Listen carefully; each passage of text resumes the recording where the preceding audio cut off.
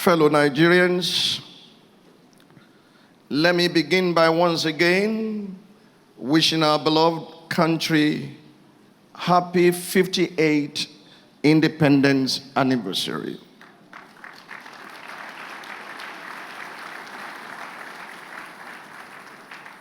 Indeed, it has been almost 6 decades since our founding fathers received the constitutional instruments of independence from the British Crown and commenced the task of piloting our country's journey into nationhood. Speaking 58 years ago, as he took the oath of office, Prime Minister Tafawa Balewa said, "I feel sure that the history will show that the building of our nation proceeded at the wisest pace. It has been thorough, and Nigeria now stands well built upon firm foundations." However, since that address was given, the foundations of our nation have been tested by strong winds. Barely 6 years after independence, those foundations were shaken by the perils of a civil war that claimed the lives of millions of Nigerians. Through the decades, those foundations have been battered by waves of ethnic insurrections, militancy, and religious crises. Again and again, those foundations have been pummeled on all sides by the storms of economic downturn raging through depression, recession, extreme poverty, and appalling living standards. In more recent times, those foundations have been buffeted by the gale of terrorism, by the floods of mass kidnappings, and by the destructive hurricane of criminal herdsmen and cattle rustlers. And in addition, over a period of 6 decades, and even before, those foundations have been compromised by the tsunami of corruption. These turbulent episodes have left our dear country holding on for dear life through the innumerable twists and turns in our journey to nationhood. Nigeria is now a long-term patient in the intensive care unit of the universe and is in need of round-the-clock care ahead of the journey into a great future. As our founding fathers battled and did all they could to steer this nation towards nationhood, the taskmasters within the country and outside of the country were doing their own plottings and schemings.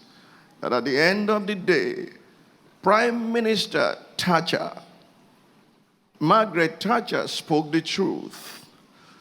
In her book, The 10 Downing Street Years, she said in the book, Nigeria is not a nation, it's an artificial creation of the British. Regardless of that, however, we must also see the other side of our story so far. The fact that we have survived these upheavals as one nation is what an outpouring of thanksgiving to God, to the amazement of the world, and perhaps even to our own amazement. We have managed to meander through the most dangerous junctures in our journey as a nation. We have survived situations that have ripped other nations apart. We have held as one nation despite our challenges. These narrow escapes not only testify to the enduring strength of the divine purpose for our nation, they also attest to the tenacity of the Nigerian spirit, the never say die Nigerian spirit. We are survivors. We are optimists. We are go-getters. We are not quitters. We are Nigerians. Great Nigerian people. Great Nigerian people. The greatest and the greatest and the greatest of Nigerian people. Fellow Nigerians, the survivors of yesterday can become the assurance of a greater tomorrow if we wisely manage the second chance that today offers us. As with our forebears, we too must now make choices that will shape the next phase of our national destiny. On January 1, 1901, the area that makes up the present-day Nigeria became a British protectorate. Thereafter, our country was subjected to colonial administration for 99 years until our founding fathers made a critical choice for independent nationhood in 1960.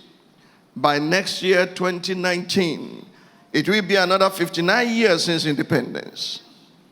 Incidentally, it's an election year, a year in which we will make critical choices. Almost 59 years after independence, we have another chance to make destiny-determining choices. Choices that will have significant effects on our nation for the vast remainder of the 21st century. How to manage this second chance at national rebirth and how to ensure that the right choices are made are the reasons for this address. I title it, The Road to 2019, Quo Vadis, Nigeria. Say that to your neighbor, the road to 2019, Quo Vadis, Nigeria. The word Quo Vadis simply means what next? Ahead of 2019, the political space is predictably charged. The pre-election euphoria began with a clarion call from concerned Nigerians across the nation to every Nigerian of voting age.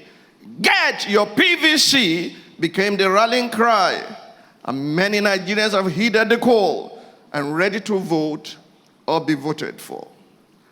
As a prelude to the general elections, we have seen tightly contested, staggered elections in states such as Anambra, Edo, Ekiti, and Osun. We have also seen the rise of new faces in the political space, challenging the status quo and demanding a seat at the table. I want us to put our hands together for these young people who are not afraid and who are not too young to run and who are in the space demanding a seat at the table. I want us to appreciate their efforts because they will not labor in vain. We have seen aspirants becoming candidates through hotly contested party primary elections. We have seen the adoption of direct primaries by some political parties to allow the people decide the candidates to be fielded. These are indications that Nigerians are bracing up for this once in a national lifetime opportunity to shape our future. Intrigues, politricks, and electrocracies. Say that with me. Intrigues, politricks, and electrocracies. We are again in the season of political intrigues. As the Nigerian people are stalking their claim in the political process, we have also witnessed deft moves by politicians. The political space is saturated with news of defections, alignments, realignments, impeachment threats, and battles between godfathers and their godsons. The gladiators have stepped into the ring, and the power blocks have assumed their positions by the ringside, poised to influence the outcome. Some of such puzzling moves have already yielded candidates for the political parties. History shows us that as the election season unfolds further, the waters will become even more muddied. Betrayers, character assassinations, politically motivated crimes, multi-million-dollar patronage, consolidation of election rigging machinery. These are some of the sharks lying in wait in the deep and murky waters ahead as the political class perfect their plans to take the people on a joyride to nowhere. Since the beginning of our electrocracy, the strategy of the political class has been consistent. They spent 3 years impoverishing the people and cornering our common patrimony ahead of the next election cycle. As the election season unfolds, they then deploy their so-called war chests during massive shopping sprees for votes. Such banditry has become the synonym for politics in Nigeria. It is why across the nation, from Lagos to Abuja and from Ilorin to Yola, a few demagogues have continued to hold the country to ransom. The recently concluded gubernatorial selection, apology, that's not an election, in Osun State is a pointer to the ignoble intentions of this political class ahead of 2019. What a sham and what a shame. By what constitutional provision or act of the National Assembly is the Independent National Electoral Commission, INEC, empowered to cancel election results the way it did in Osun State? Section 53, subsection 2 of the Electoral Act 2010 as amended, which empowers INEC to cancel results, states as follows. Where the votes cast at an election in any polling unit exceed the number of registered voters in that polling unit, the result of the election for that polling unit shall be declared void by the commission, and another election may be conducted at a date to be fixed by the commission where the result of that polling unit may affect the overall result in the constituency. Whether the law is adequate or not, its stand on this matter is clear. Overvoting is the only legal ground upon which INEC is empowered to cancel results. If a North local government area was the only constituency where overvoting was reported by INEC in Osun State and 353 votes were affected, is it sheer coincidence that the difference in votes for the two leading candidates before the runoff was 353? Is this a case of daylight rigging, as some have cried out? Did we have a rerun in Osun State or a test run?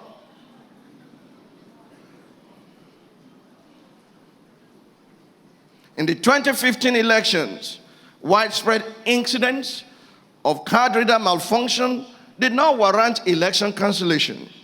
Instead, INEC resorted to manual accreditation. What legal basis had therefore warranted the Commission's decision in Osun State? Ought not the reasons given by INEC for ordering a rerun in Osun State be matters for the courts? Or has the umpire become a judge, empowered by incumbents to interpret laws? Let me state categorically that I have no vested interest in the charade going on among the political class across the Federation. As far as I'm concerned, they are mostly birds of a feather, irrespective of their party affiliations. In approaching this company of questionable characters, I was well taught by my mentor, Dr. Lester Sumrall of blessed memory, who once said to me, out of two evils, choose none. When I take on these matters, it's all right. When I take on these matters, I do so as one mandated by a God who does not take sides, but takes over when he steps into the scene. Is it not high time we stop this unprecedented electrocratic madness? We go through this cycle every 4 years and seldom stop to ponder. Like a mob of zombies, we wander in circles, doing the same thing again and again and expecting a different result. We do not stop to ask if our wanderings have translated to the realization of our national aspirations. Since the return to civil rule in 1999, INEC has spent 450 billion naira conducting 5 general elections and a number of by-elections. Meanwhile, 143 billion naira has been budgeted for the 2019 elections. Yet, we have not stopped to ask why our nation continues to suffer a staggering leadership deficit despite the cycle of expensive elections. Unquestionably, in the last 20 years, we have experienced bouts of outstanding leadership, particularly by appointment. We have also seen good intentions and laudable development agendas. Yet, neither the 5 general elections nor the wonderful intentions have translated into improving living conditions for most Nigerians. 5 general elections, yet around 87 million of us are extremely poor, earning our country the title poverty capital of the world. 5 elections, yet more than 37,500 lives have been claimed by Boko Haram menace. 2.4 million of us are internally displaced. More than 28,000 of us are refugees. Thousands of us have been kidnapped by terrorists. And 7.7 million of us require urgent humanitarian assistance. 5 elections, yet millions of us still go to bed hungry, and over 6 million of our infants suffer malnutrition. 5 elections, yet 2,300 children under the age of 5 and 145 women of childbearing age died yesterday, and we died today due to little or no access to health care. 5 elections, yet over 13 million of our children are still out of school. Over 90 million of us, half of our entire population, have no access to electricity supply, and over 108 million of us are homeless. 5 elections, yet our country has one of the worst infrastructural deficits in the world. Needless to say, our roads are lavishly decorated with potholes, and our airports are among the worst of the worst in the world. 5 elections, and most of our 36 states have remained economic vegetables, relying on Abuja for life support, unable to generate sufficient internal revenue. Indeed, 5 elections, and our paradoxical underdevelopment continues to confound the world. Although our economy has grown significantly since 1999, what is the essence of economic growth if it does not reflect on the tables of Nigerians? What is economic growth if it only enriches a few and leaves the rest in abject poverty? In 17 years, like prodigal sons, we earned 77 trillion naira and squandered it. 77 trillion. We have incurred another $74.28 billion worth of debt.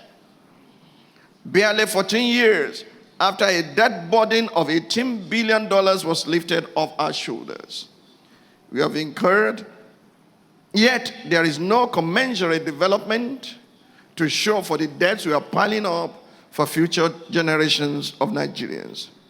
5 general elections, and ours is a tale of increasing poverty and indebtedness. Fellow Nigerians, we are better than this. We are better than the retrogressive pace of 1 step forward and 2 steps back. We are better than this sorry state of national poverty. We are better than this beggarly nation that we have become. This is not who we are. This is not what God endowed us to be. We are not beggars.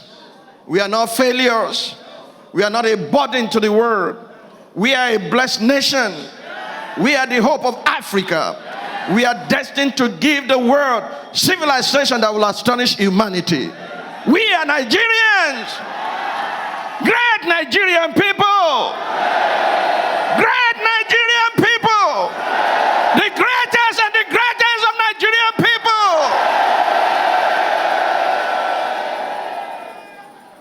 Therefore, as we head towards another election, we must be ready to reject who we are not and reaffirm who we are. To do so, we must interrogate the process. Ponder our progress so far. Tell ourselves some home truths as to the defects in our system and commence the work of correcting the defects. And so I ask, great Nigerian patriots, what time is it? I cannot hear you. What time is it? Great patriots of Nigeria, what time is it? How shall we take over? There is war to fight. There are giants to kill. There are cities to take. We are God's warriors. We are giant killers. We are city takers. Hallelujah. Please be seated. What time is it? It is time to say no to a defective system that stifles our potential as a people. It is time to say no to a defective system that throws up the worst of us for leadership. It's time to say no to a system that brings out the worst in the best of us when they find themselves in leadership. It's time to say no to a defective system that only breeds defectors. Because only defective people defect. It is time to build systems that serve the common good, structures that work for every Nigerian, and a nation that caters to all Nigerians. It is time to make the right choices. Therefore, on this solemn occasion, the seventh day of the seventh month of the Jewish ecclesiastical calendar, I present to Nigerians a 7-point framework to facilitate robust public discourse on the choices we must make in the 2019 elections. These 7 points must not only become the yardstick for interrogating the polity at this time, they must also guide the reflections of those who are sticking their necks out in a bid to salvage our nation.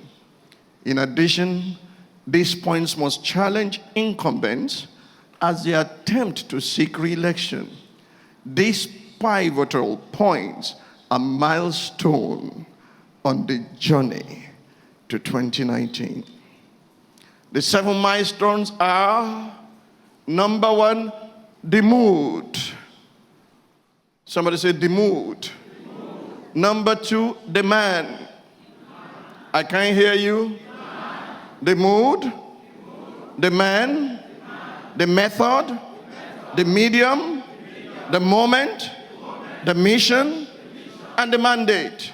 I want you to repeat them. The mood, the man, the method, the medium, the moment, the mission, and the mandate. First, the mood. We must interrogate the polity in the context of the mood of the nation. By the mood of the nation, I mean the state of the nation.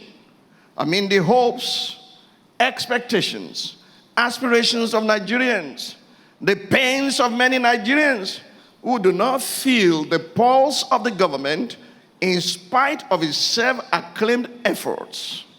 The anxieties of many Nigerians who do not know where their next meal will come from.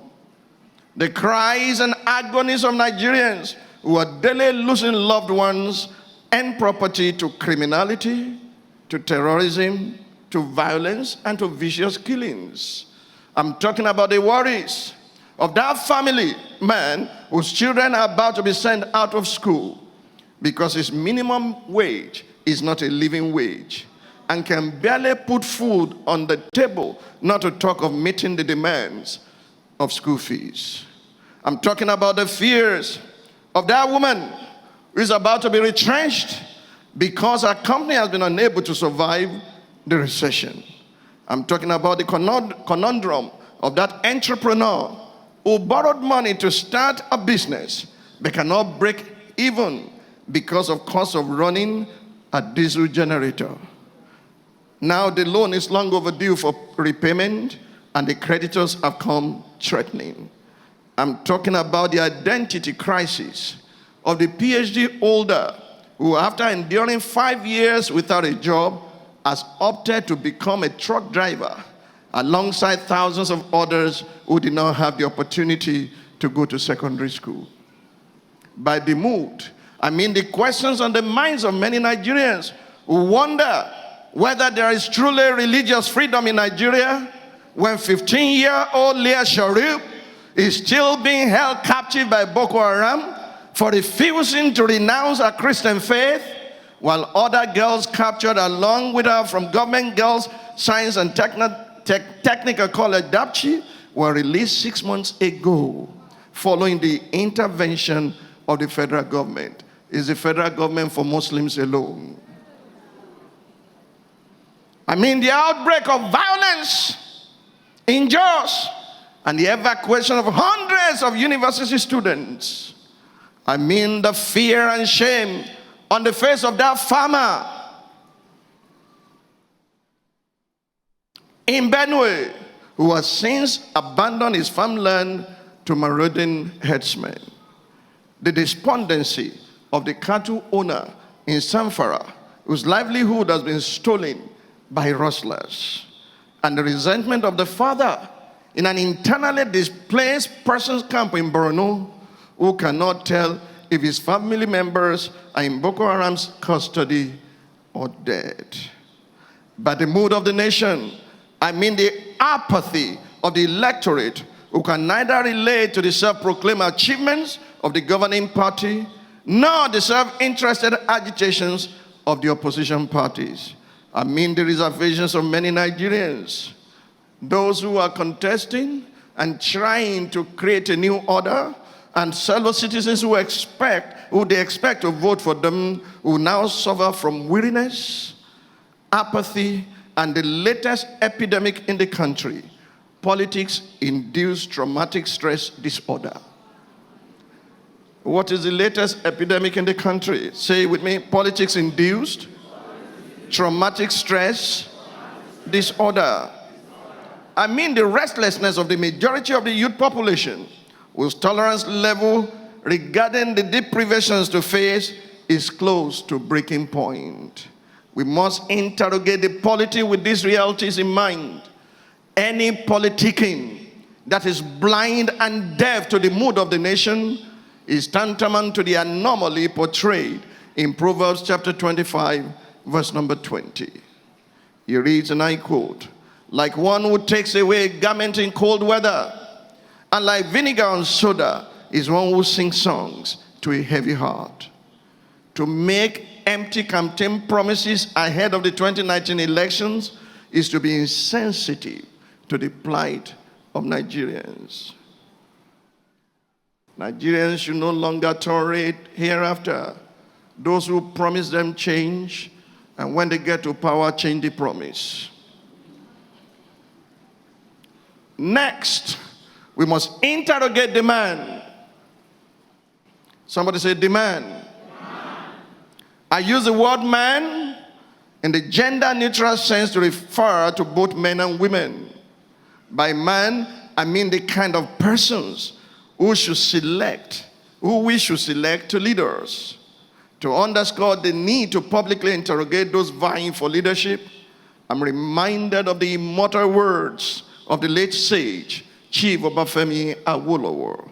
He said, and I quote, "But the competence and character of politicians must of a necessity be examined in the full glare of public limelight, because what is in issue is the welfare of the community or nation. In the management of private affairs, a gross mistake will only affect the fortunes of one man or a family or a small group of persons. A serious error of judgment in the management of public affairs might adversely affect the lives and fortunes of millions of people. For this reason, there's need for competence and character of public men to be subjected to severer and stricter scrutiny, and that mainly in public than those of persons engaged in private concerns. End of quote. Virtually every Nigerian can say a thing or two about the kinds of leaders Nigeria needs. In a moment, I will tell you my position on the kind of leaders we need. But let me start by telling you the kind of leaders we don't need. We don't need leaders who make opportunistic promises before elections, especially at political rallies, knowing they have no intention to keep such promises. We don't need leaders who peddle stomach infrastructure so that they can stomach the money that is meant for infrastructure. Such so-called leaders don't have the heart to lead. We do not need leaders who cannot face the Nigerian people in debates among candidates or have intelligent conversations on our national problems or tell us precisely what they plan to do to solve such problems. Such so-called leaders don't have the mind to lead.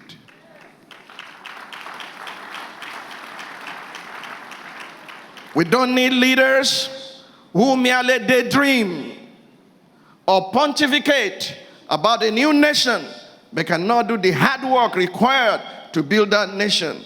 Such so-called leaders don't have the hands to lead. We need a new breed of leaders.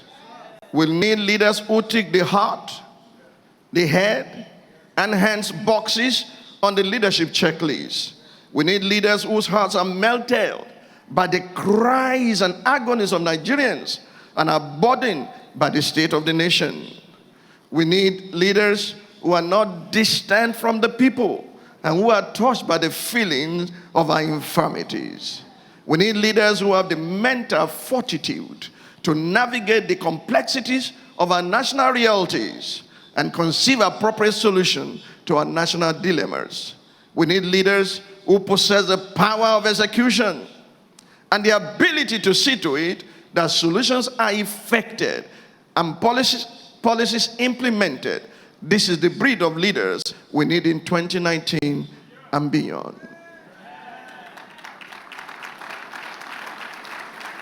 Thirdly, we must interrogate the method by which such leaders are produced.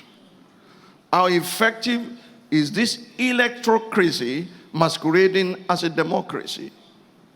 Does our current system guarantee the emergence of the best and brightest leaders? Or does it constrain us to the choice between the devil and the deep blue sea? Have we helped ourselves by asking Nigerians to get their PVCs without paying attention to what happens at primaries? What have we done at this time to ensure that after elections, a president or governor is not surrounded by people who will misadvise or incapacitate him or her? You know what they call them? The cabal. What safeguards have we put in place to ensure that an elected leader is surrounded by the right set of lieutenants, including ministers and advisors? How much consideration have we given to leadership succession? Beyond 2019, who are those trusted hands in whose care we must place our beloved nation? How can we begin to position such leaders in the current dispensation? Every serious political party must place these issues at the front burner. Any party that's unable to spell out its leadership selection criteria as well as its long-term succession plan should be rejected by Nigerians. Fourthly, we must interrogate the medium. That is, the platforms from which leadership emerges in our nation. What is the difference between the major political parties?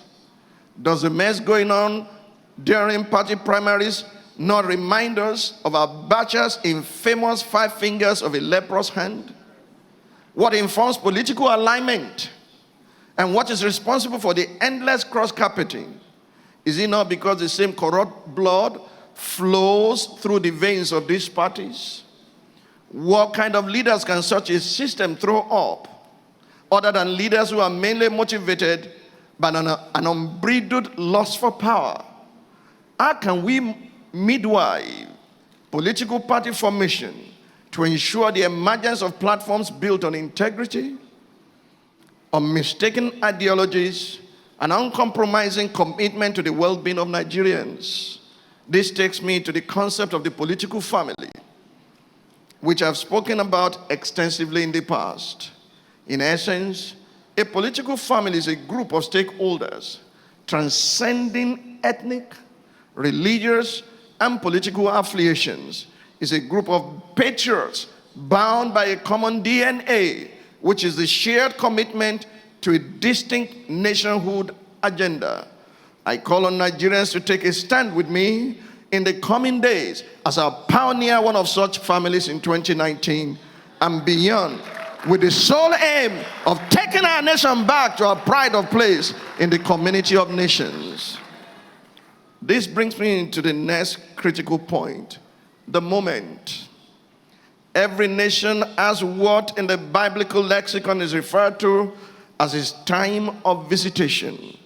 It is that point in history when our great God beams his attention on a particular nation and translates from obscurity to prominence in order to accomplish his purpose for humanity at that time. It is why kingdoms have risen and kingdoms have fallen. It is why empires have emerged and empires have collapsed. We have seen nations deplete their resources and others transit from third world to first. At the heart of the transition of these nations were men and women whose time of manifestation coincided with the time of visitation of their nation. I'm convinced that this is the moment for Africa, and that Nigeria is at the point of this turning point, pivot of this turning point in history. I believe that our heartbreaking national challenges, including the violence threatening our national foundations and the confusion among the political class, are birth pangs heralding a new nation. It is a cry for the emergence of the men and women of the moment, men and women who can step in at this moment to begin the process of transitioning our nation from the status quo to greatness. These are the ones I call the deliverers that will rise in the east, the west, the north, and the south of our country, who will walk side by side and not break their ranks. Therefore, the politics of 2019 must be about galvanizing such men and women of the moment around an idea whose time has come. Anything short of this is unacceptable. This takes me to the mission. The mission is the idea around which the men and women of the moment must galvanize towards the birth of a new nation. It is more than a manifesto. It is the developmental model founded upon a great vision that must propel our nation to prominence. I am convinced that for Nigeria, the idea whose time has come is the restructuring of our nation. Restructuring must be the overarching mission around which the social, economic, and political development agenda is constructed. It must be the wheels on which Nigeria is propelled for strategic relevance. Among the political class, there have been diverse responses to the call to restructure. There are those who once championed restructuring, but have now restructured their opinions because they have become part of the system. They have forgotten that the position they currently occupy is not permanent. Tell your neighbor, no condition is permanent. And no position is permanent. These are those now promising, there are those now promising restructuring who did nothing in that regard while they were in the system. Such politicians face a tall order of convincing the Nigerian people that restructuring is not a mere front for their inordinate political ambitions. Then there are those incumbents who are diametrically opposed to restructuring because they cannot imagine a Nigeria that is not dependent on petrodollars. I do not have a moment to spare for such skeptics. Their political extinction is inevitable because there is no force strong enough to stop an idea whose time has come. Instead, let me spare a moment for those who genuinely desire to know how to restructure, for those influential Nigerians together with whom we must join forces to wrest our nation from the self-serving political class, and for the Nigerian electorate who must demand allegiance to restructuring as a precondition for supporting any party or candidate in the next elections. For this set of Nigerians, let me at this time unveil the 16 pragmatic steps towards restructuring Nigeria. Are you ready for this? 16 pragmatic steps towards restructuring Nigeria. Phase 1, the first 2 years, 2019 to 2021. Step 1, the President, by an executive order and in full consultation with the National Assembly and the Council of State, shall establish a Presidential Commission for National Reconciliation, Reintegration, and Restructuring. Step 2, to chair the Presidential Commission, the President shall appoint a wise and discerning Nigerian who must be incorruptible, of high moral standing, and of unquestionable integrity, highly respected among national influencers, able to build bridges among the diverse interest groups in the country, and willing to serve his or her fatherland without remuneration.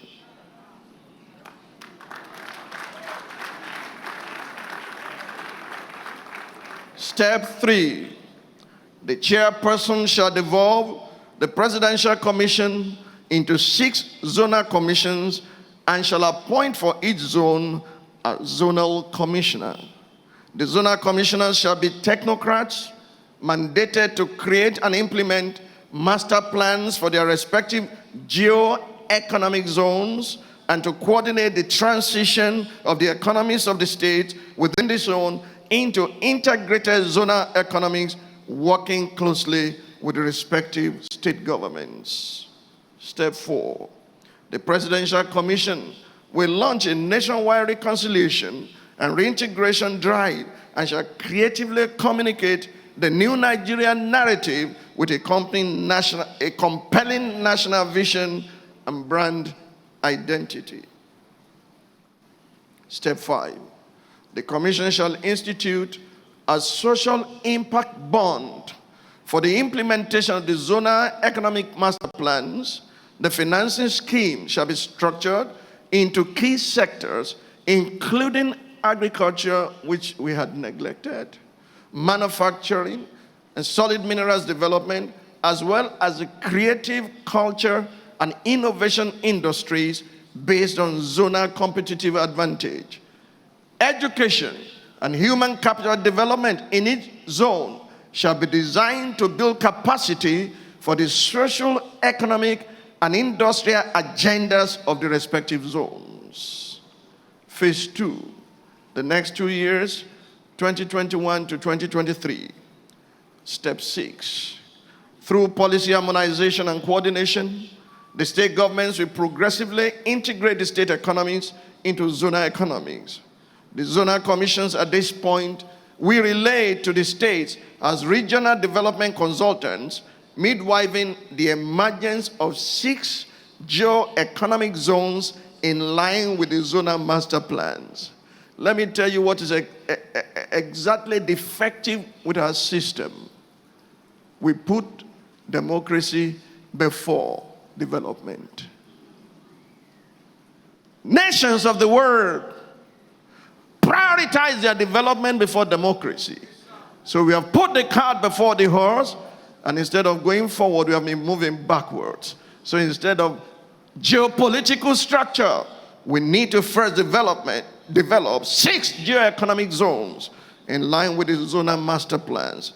Step 7, an internally generated revenue increase. As internally generated revenue increases, the federal allocations disbursed to the states and local councils from the federation account will be progressively reduced. At the same time, the percentage derivation, which is the amount of revenue retained by the state from which it was generated, will be progressively increased by necessary constitutional alterations. Step 8, a counterpart funding mechanism will be instituted as a competitive reward scheme for the zones based on their internal revenue generation efforts. Access to the counterpart funding will not depend only on the amount of internal revenue, but also on the effort and creativity deployed in integrating the economies of the states in each zone, especially in areas of competitive advantage. Step 9, a series of constitutional alterations will be championed as needed through the national and state assemblies. This will progressively devolve powers to the states so they can have greater control of their economies. In turn, the states will confer greater powers of consultation on the zonal commissions such that on behalf of their client states, the commissions can take further steps towards integrating the states in line with the respective zonal master plans. Phase 3, the next 4 years, 2023 to 2027. Step 10, a series of succession steps will be taken to consolidate the gains of the first 4 years. First, the chairperson of the Presidential Commission, having been tested with the geoeconomic development agenda, may opt to serve in an elective or appointive capacity. The Presidential Commission will then be transitioned to the office of the Prime Minister, dedicated to implementing the regional development agenda. The President who will emerge from the 2023 elections will then appoint a technocrat as Prime Minister with the ratification of the National Assembly. Step 11, the federal government through the office of the Prime Minister will begin to reduce its involvement in social economic management to that of a policy standards regulator and facilitator ensuring global best practices. Step 12 is all right. Step 12, the states through the zonal commissioners will continue to manage socioeconomic policies in line with the zonal master plans with the facilitation of the Prime Minister. Enough is enough. Developing vision plans and statements, calling them Vision 2020 and locking them in a KIV box where nothing is implemented. At this point, the Nigerian economic map will have taken the shape of 6 geoeconomic regions, 36 economic hubs, and 109 industrial clusters derived from the present senatorial districts. Step 13, the president focusing on defense, foreign affairs, and national integration will begin to geostrategically position Nigeria in the international community as an African great power. Phase 4, the next 4 years, 2027 to 2031. Step 14, by 2027, this geoeconomic and geosocial model, which will have been in operation for 8 years under the 1999 Constitution as amended, will be codified into a geopolitical framework. The framework will have geopolitical zones as federating units, as well as a modified presidential system of government. The one we're on now is too expensive. We cannot afford it except we are prodigal sons and daughters. The result will be a new draft constitution that will have for its preamble the Nigerian Charter for National Reconciliation and Integration that was totally embraced by everyone at the 2014 National Conference.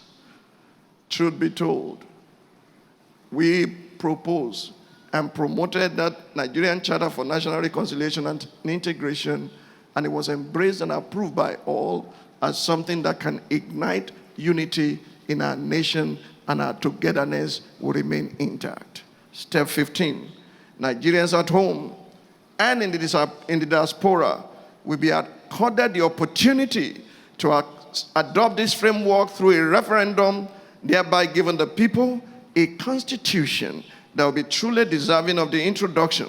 We, the people of the Federal Republic of Nigeria. The present constitution without preamble is a lie, because we never sat together to develop it. One man developed it for the military, and they imposed it upon this nation. But we are not going to fight it until we replace it. Step 16. The succession plan will once again be activated to bring in a new generation of leaders. This new generation of leaders will have already been integrated into the leadership ecosystem. We continue the rapid socioeconomic advancement. They will ensure the consolidation and expansion of Nigeria's positioning as a global power made up of 6 geopolitical zones, each of them more prosperous than Dubai.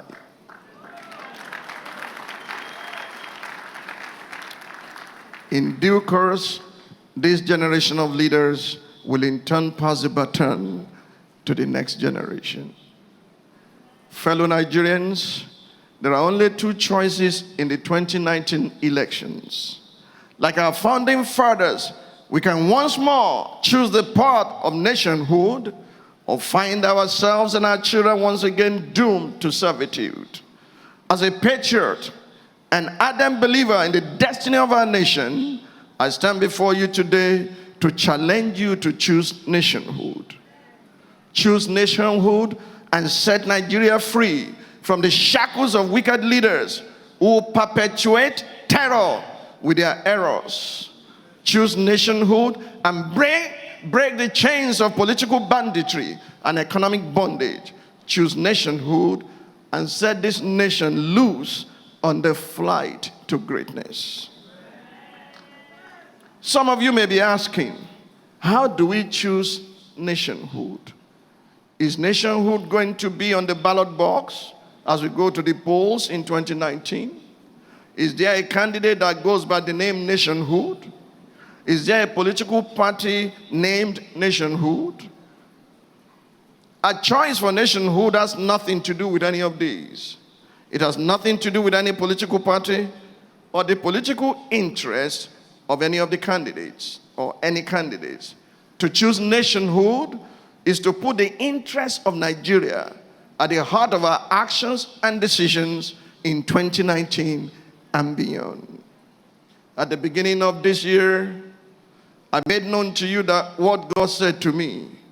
I told you that while waiting on God, the Spirit of God said to me, politics is not over for you. There's still one thing left for you to do. Run for president. I will work it out myself and make it happen in due course.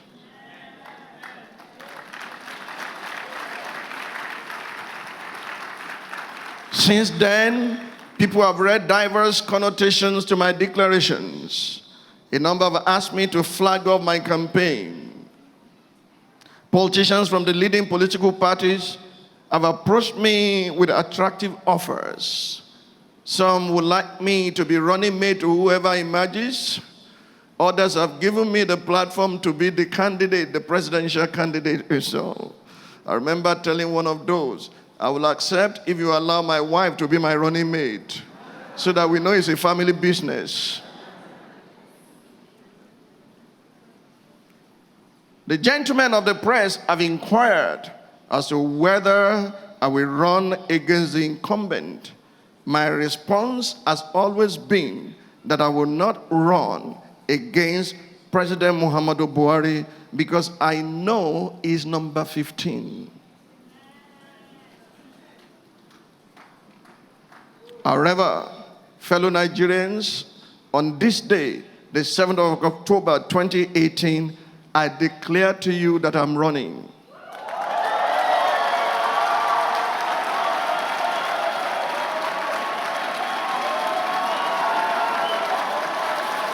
I say I am running. I am running.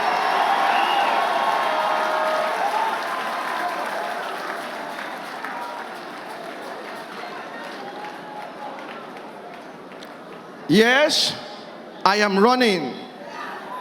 I am running for a united Nigeria that will birth the new Nigeria. I am running to begin to start conversations around the 7-point agenda. I'm running to lead Nigerians in a movement to demand the adoption of the pragmatic steps towards restructuring Nigeria. But don't get it mixed up. I'm not running with my name on the ballot paper of any party. My name is in the book of life. I'm not running for any office in the 2019 elections. The doctrine of my election stands sure. I'm not running on the platform of any political party.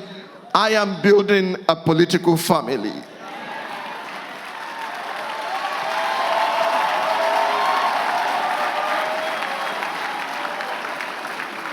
For those who care to listen, I am the nationhood candidate and the 16th president of the Federal Republic of Nigeria.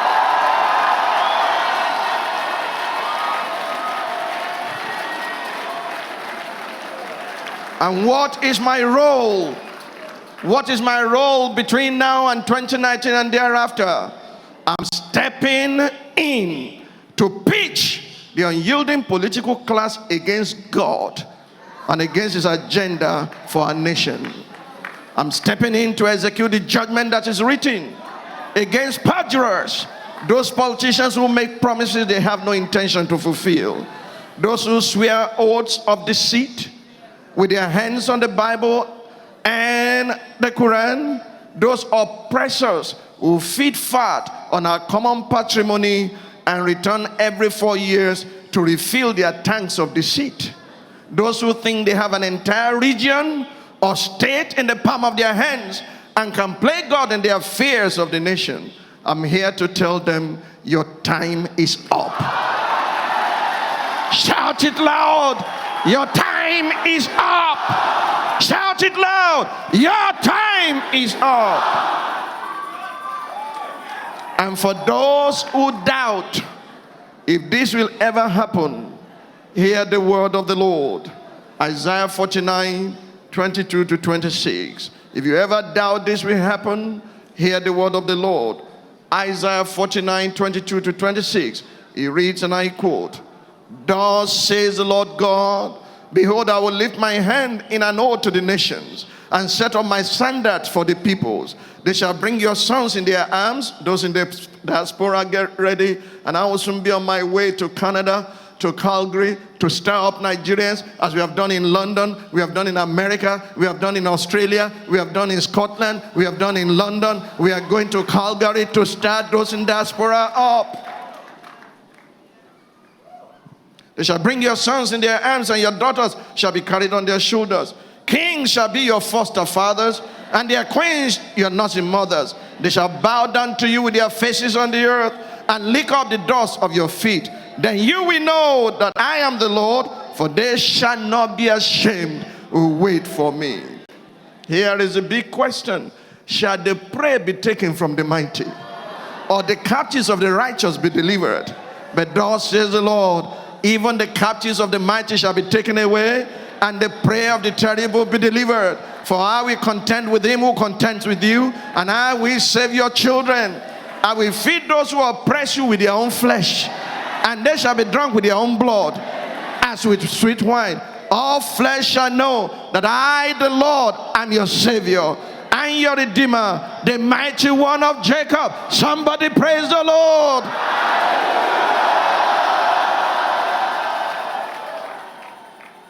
Fellow Nigerians, if you are on the side of the Lord, if you are on the side of the truth, if you are on the side of justice, then take a stand with me for nationhood as we march unto victory in 2019 and beyond, to take back our fatherland, to restore the broken foundations, and to build a great nation. Nigeria will be saved, Nigeria will be changed, and Nigeria will become great in my lifetime. Thank you for listening. God bless you, and may God bless our nation, Nigeria.